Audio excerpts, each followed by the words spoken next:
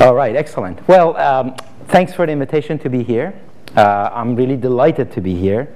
I'm delighted to see your faces of the people that I have worked with in the past, and it's a great reunion.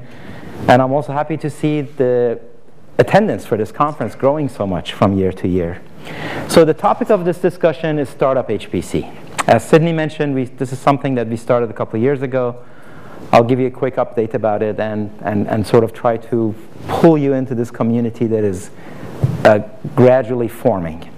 Now, to give this talk at a place like this, in the middle of Stanford University, is especially interesting. So if you live in this part of the world, or if you're going to school here, entrepreneurship, building a startup, it's in the air, it's in the water supply. It is just everywhere.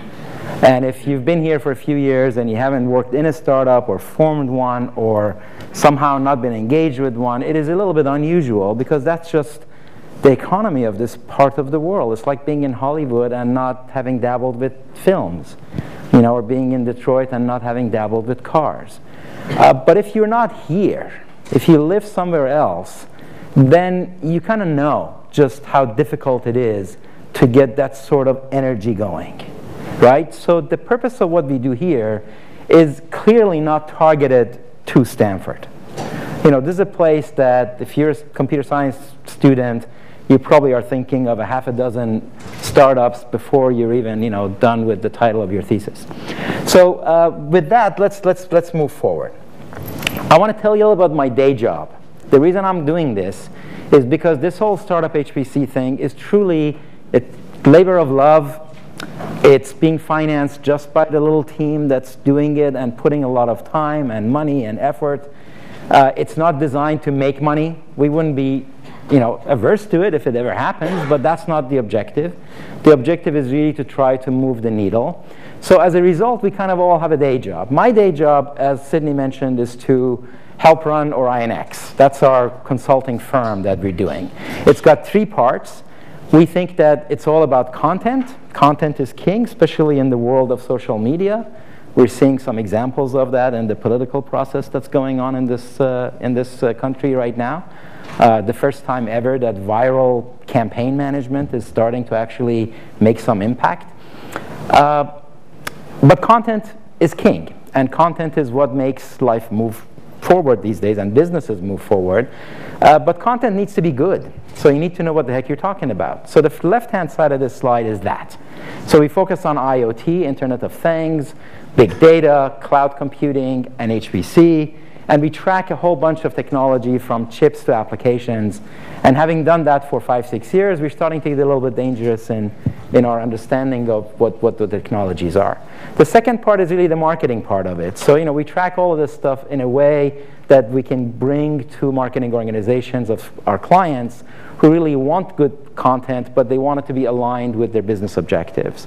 And then the third part of it is market presence. How can we disseminate that content to the right target audiences? If it's a, you know, relatively manageable PR activity, we just do it ourselves. If it's a really significant one where you need, you know, feet on the street in various geographies around the world, then we feed the PR process through what we do. So that's my day job, and it is quite consuming. And it's a lot of fun. But back to Startup HPC. What are we trying to do? We fundamentally would like to accelerate the creation of STEM and HPC-inspired startups. STEM you're all familiar with, you know, science, technology, engineering, mathematics. I just recently learned about PATH.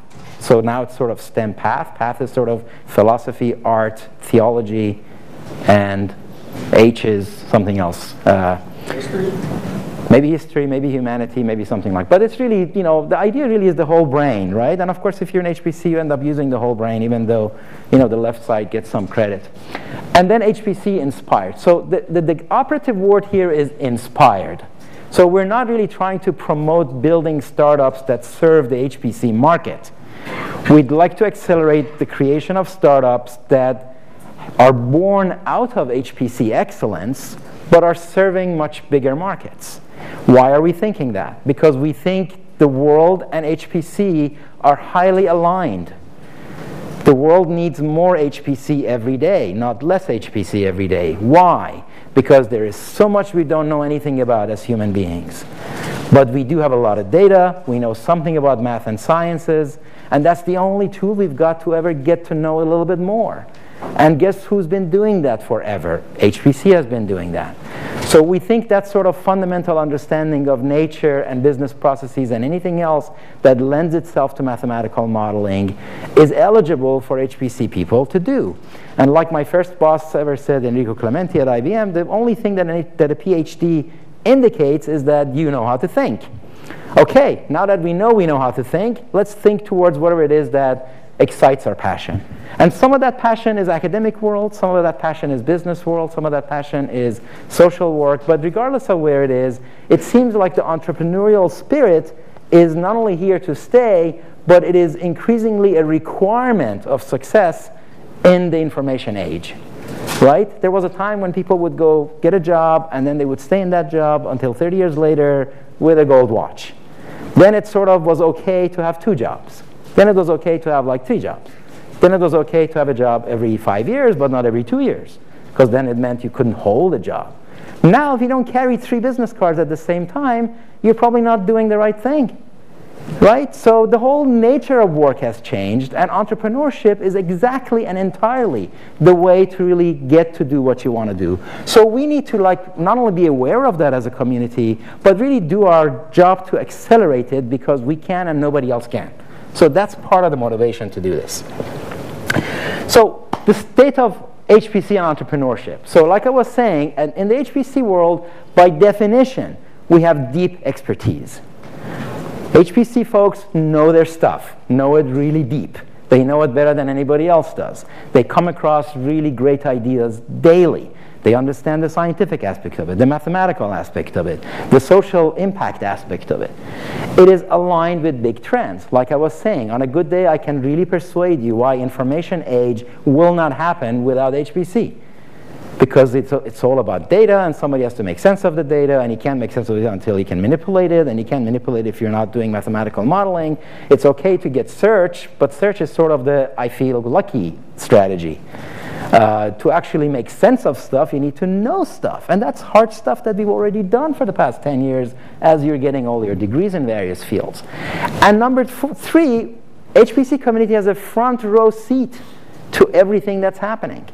Now, the list of what HPC does that have ended up being really big businesses is long. The best example, the most sort of interesting example of it is the browser. The browser comes out of National Center for Supercomputing Applications. We hand it over to Netscape and Microsoft, and suddenly there are these big industries developed without any HPC people in there. 64-bit computing, hierarchical storage management, visualization, on and on and on and on. These are the technologies that came out of HPC. Extreme computing, hyperscale, like Addison was just saying. You know, who did 20 kilowatts per rack before Google thought it was a good idea? Now it's 40 kilowatts per rack. Back then it was like, oh, 10 kilowatts, that's the max we can do.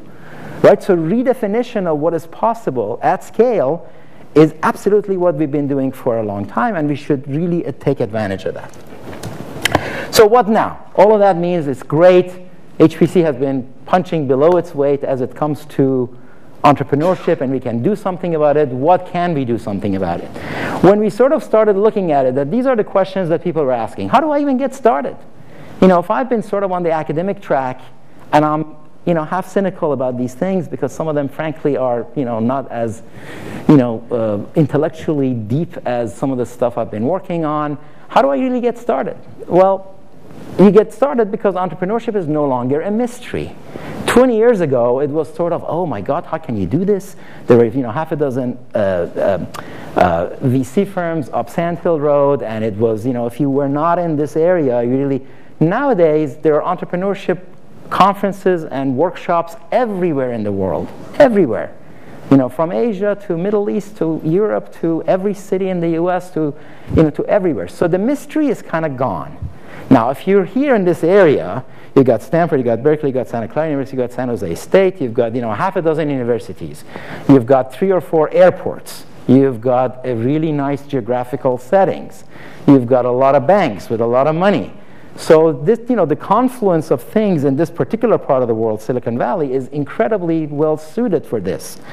But New York is coming, Austin is coming, Denver is coming, Boston was always there, and the formula is being understood. And once the formula is understood, you can really scale it. So there is a lot of information, and we can use it for training. Now, if you know what a nonlinear stochastic thing is, if you figured out eigenvalues, figuring that stuff out is easy. It just takes a little bit of attention and interest. So we think that with some bit of training, we can really enable the HPC community to go really do these entrepreneurship things.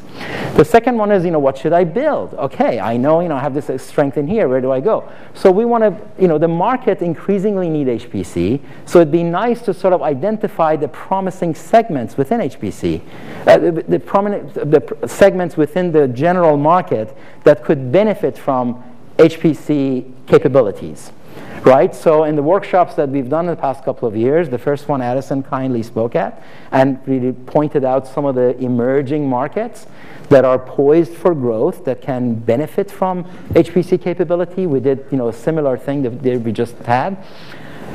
And the third one is, where can I get help? Now, this is also interesting because there are lots of people who've done it and can help. In this room, there are people who've done it and can help. Outside this room, there are a lot of people who can help. And people who've done it invariably do want to help. So a support community is, in fact, emerging. So we thought that with StartupHPC, we could really be a catalyst that brings all of that together. So that's what we've been trying to do.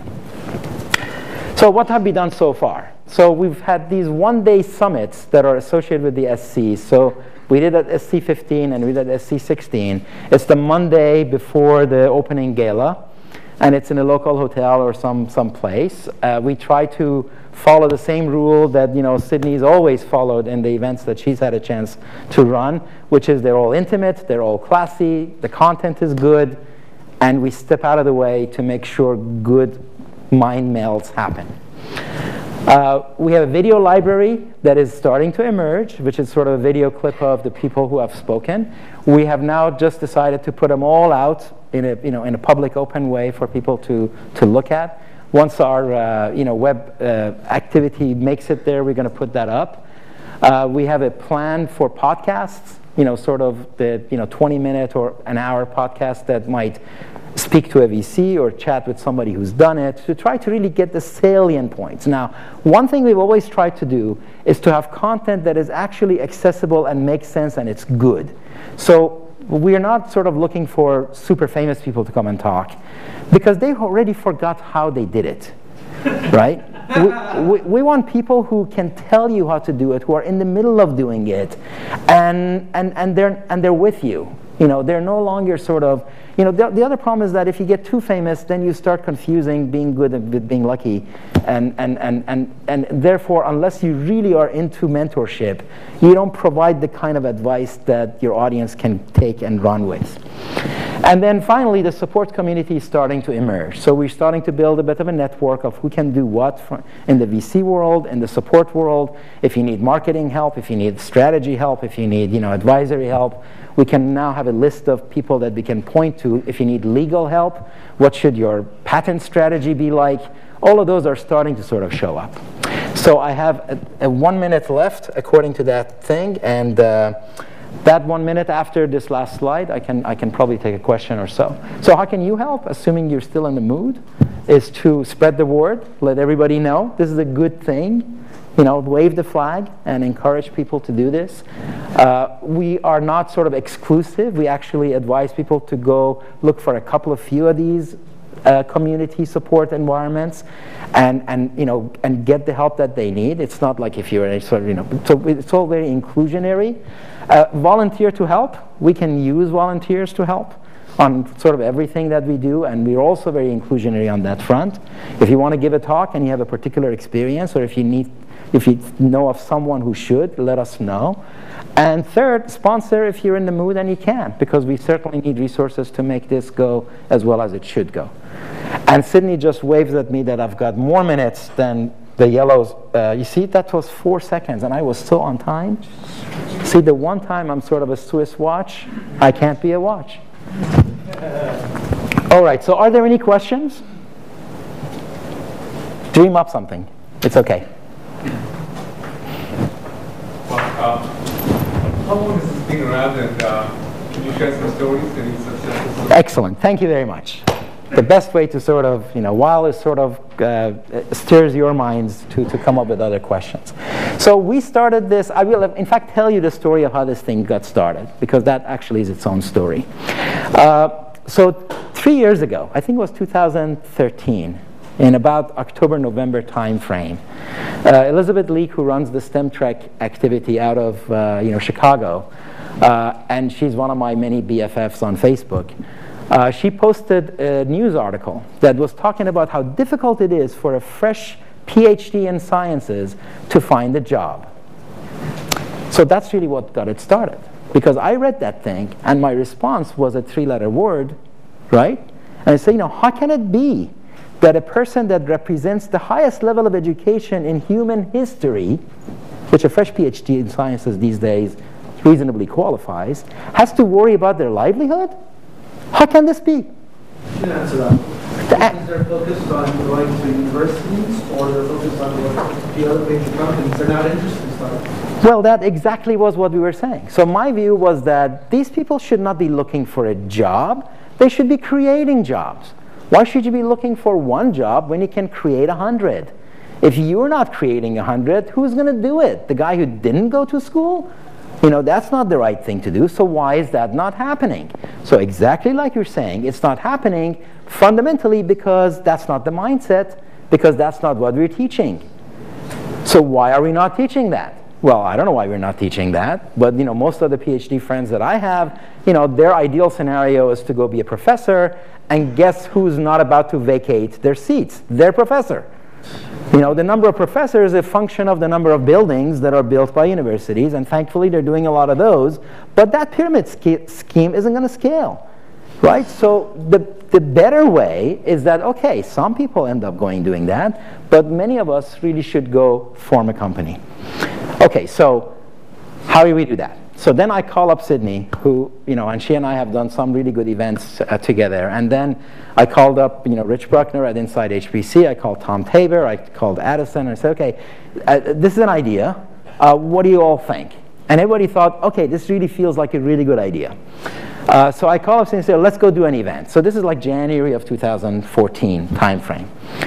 And then I got busy because I got a day job, and this thing costs money to do, and where are we going to do it? So so nothing happened.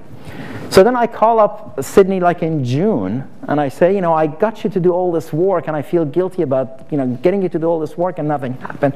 And I think it's just too late. And she said, it's not too late. We should do it. Okay, so this is entrepreneurial spirit.